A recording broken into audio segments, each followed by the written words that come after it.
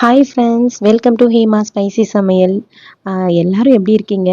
Long videos போட்டே வந்து ரொம்ப மாசமாயிடுச்சு. சொல்லப்போனால் ஒரு 3 to 4 monthsக்கு மேலேயே ஆயிடுச்சு.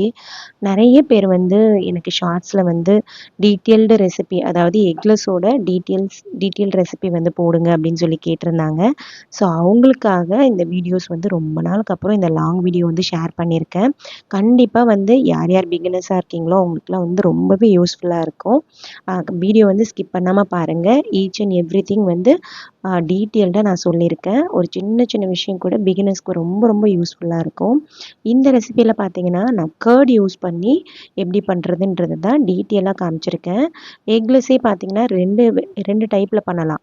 இப்போ வந்து மில்க் மெய்ட் யூஸ் பண்ணியும் பண்ணலாம், அதாவது கண்டென்ஸ்டு மில்க் யூஸ் பண்ணியும் பண்ணலாம். ப்ளஸ் வந்து உங்களுக்கு கர்ட் யூஸ் பண்ணியும் பண்ணலாம்.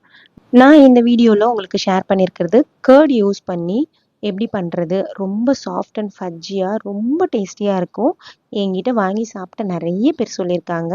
நீங்களுமே கண்டிப்பாக ட்ரை பண்ணி பார்த்துட்டு எப்படி இருந்துச்சுன்னு சொல்லுங்கள். ஃபஸ்ட்டு வந்து ட்ரை இன்க்ரீடியன்ஸ் வந்து நம்ம கரெக்டாக மெஷர் பண்ணி எடுத்துக்கலாம். அதுக்கு வந்து வெயிட் மிஷினுக்கு மேலே வந்து பவுல் வச்சுருக்கேன். இந்த பவுல் வந்து பார்த்தீங்கன்னா வச்சுட்டு தான் நம்ம ஆன் பண்ணணும். வைக்கிறதுக்கு முன்னாடியே நீங்கள் ஆன் பண்ணிட்டீங்கன்னா நமக்கு பவுலோட மெஷர்மெண்ட்டும் காமிக்கும், அதோட வெயிட்டுமே காமிக்கும். ஸோ இது வந்து எல்லாருக்கும் நிறைய பேருக்கு தெரிஞ்சிருக்கும். பிகினர்ஸாக இருக்கிறவங்களுக்கு கொஞ்சம் யூஸ்ஃபுல்லாக இருக்குன்றதுனால சொல்கிறேன். ஸோ வந்து பவுல் வச்சுட்டு அதுக்கப்புறம் மிஷினை ஆன் பண்ணிங்கன்னா 0ல் காமிக்கும். நமக்கு உள்ளே சேர்க்குற இன்க்ரீடியன்ஸோட வெயிட் மட்டும் நமக்கு காமிக்கும். இப்போ வந்து மைதா எடுத்திருக்கேன். நான் யூஸ் பண்ணுற பிராண்ட் வந்து நாகா மைதா. எப்போவுமே நாகா மைதா தான் யூஸ் பண்ணுவேன். அது வந்து பார்த்தீங்கன்னா கரெக்டாக 85 கிராம்ஸ் எடுத்திருக்கேன். 85 கிராம்ஸ் பார்த்தீங்கன்னா 1/2 kg பண்ணுறதுக்கு கரெக்டாக இருக்கும்.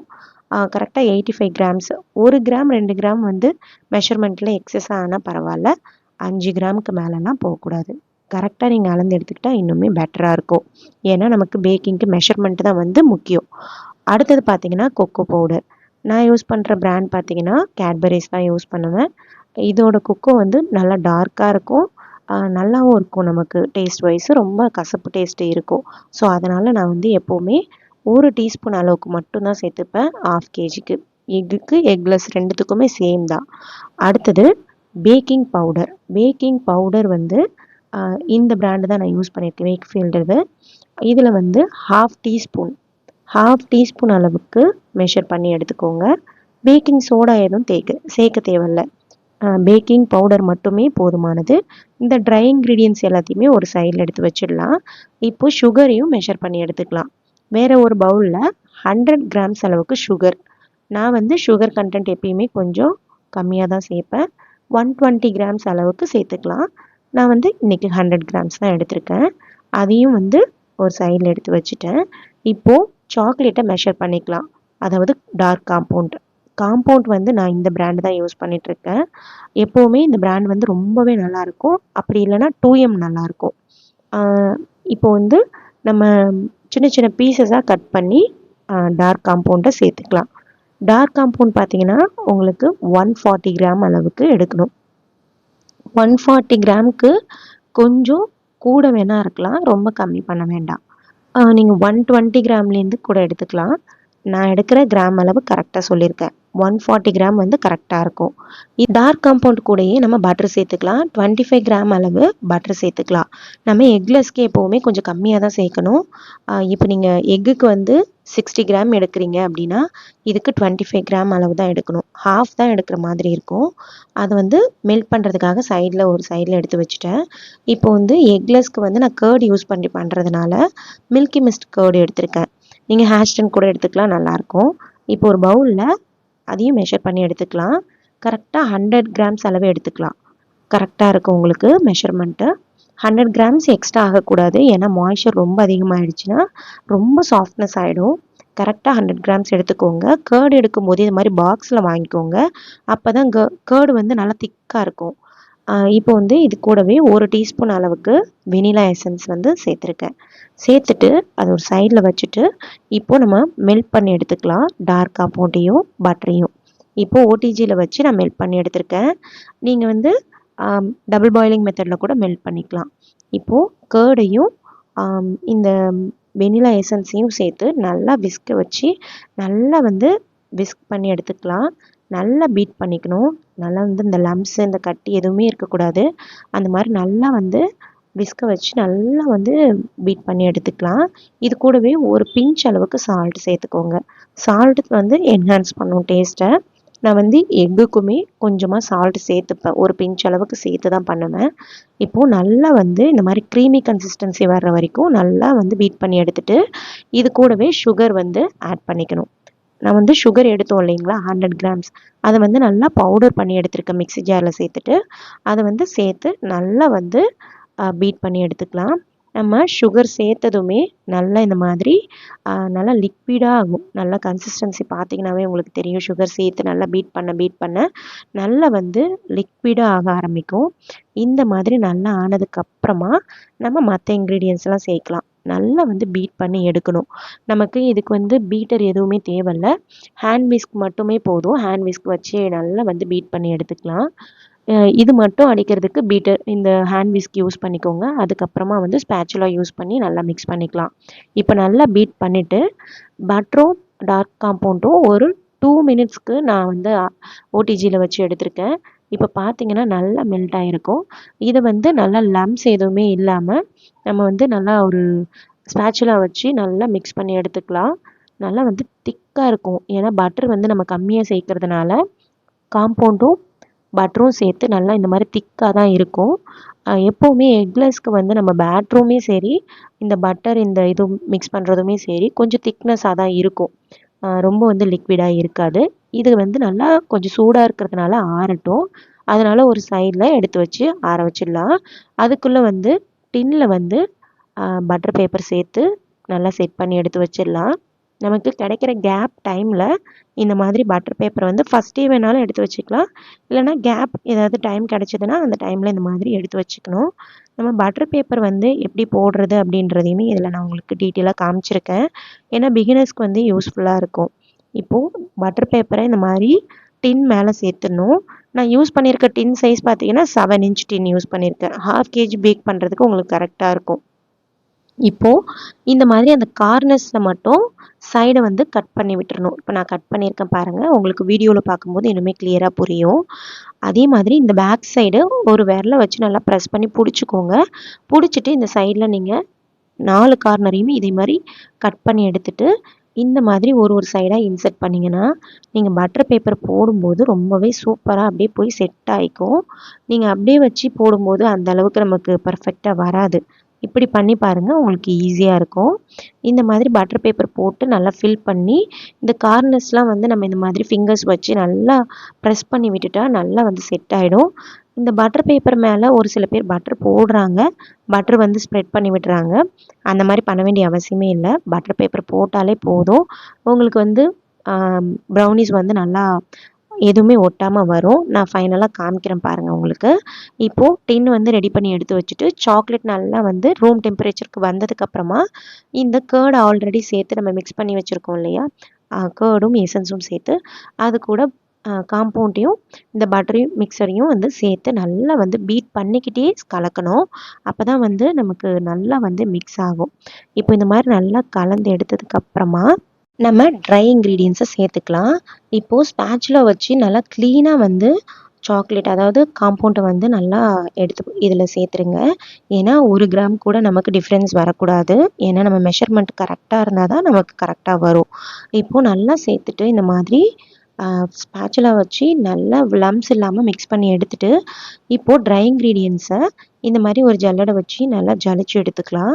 அப்போ தான் வந்து நமக்கு அந்த கட்டிகள் எதுவுமே இருக்காது. நமக்கு மிக்ஸ் பண்ணுறதுக்குமே ஈஸியாக இருக்கும். இப்போ பாருங்கள், நான் ஃபுல்லாகவே சலிச்சிட்டு லாஸ்ட்டாக வந்து கொஞ்சம் கட்டிகள் இருக்கிற மாதிரி இருக்குது பாருங்கள். கொக்கோ பவுடரில் கண்டிப்பாக இந்த மாதிரி லம்ஸ் இருக்கும். இதை வந்து நல்லா ஸ்பூன் வச்சு நல்லா ஜலிச்சு எடுத்துக்கலாம். இப்போ வந்து நல்லா மிக்ஸ் பண்ணி எடுத்துக்கலாம். ஸ்பேச்சுலாவும் யூஸ் பண்ணி இந்த மாதிரி சர்க்குலர் மோஷனில் இந்த மாதிரி மிக்ஸ் பண்ணிவிட்டு கட் அண்ட் ஃபோல்ட் மெத்தடில் இந்த மாதிரி நல்லா வந்து மிக்ஸ் பண்ணிட்டீங்கன்னா, நமக்கு ஓவர் மிக்ஸும் பண்ணிடக்கூடாது. லைட்டா எல்லாம் மிக்ஸ் ஆகி வந்ததுக்கப்புறமாவே மிக்ஸ் பண்ணுறத ஸ்டாப் பண்ணிடணும். நம்ம ஓவர் மிக்ஸ் பண்ணோன்னா நமக்கு ப்ரௌனீஸ் வந்து கொஞ்சம் ஹார்ட் ஆகிறதுக்கும் சான்சஸ் இருக்குது. அதனால் இந்த மாதிரி நல்லா மிக்ஸ் பண்ணி லம்ப்ஸ் இல்லாமல் மட்டும் எடுத்துக்கணும். ஏன்னா கர்ட் யூஸ் பண்ணி பண்ணுறதுனால லைட்டாக ஃபஸ்ட்டு லம்ப்ஸ் இருக்கிற மாதிரி நமக்கு இருக்கும். இன்னும் லைட்டாக ஒரு 1 மினிட்க்கு இந்த மாதிரி மிக்ஸ் பண்ணிட்டீங்கன்னாவே போதும். நல்லா நமக்கு ஸ்மூத்தான கன்சிஸ்டன்சிக்கு வந்துடும். நமக்கு கொஞ்சம் திக்காக தான் இருக்கும் பேட்ரு. இப்போ பார்த்தீங்கன்னாவே தெரியும், கொஞ்சம் திக்காக தான் இருக்கும். எக்கு கம்பேர் பண்ணும்போது கொஞ்சம் திக்னஸ் இருக்கும்.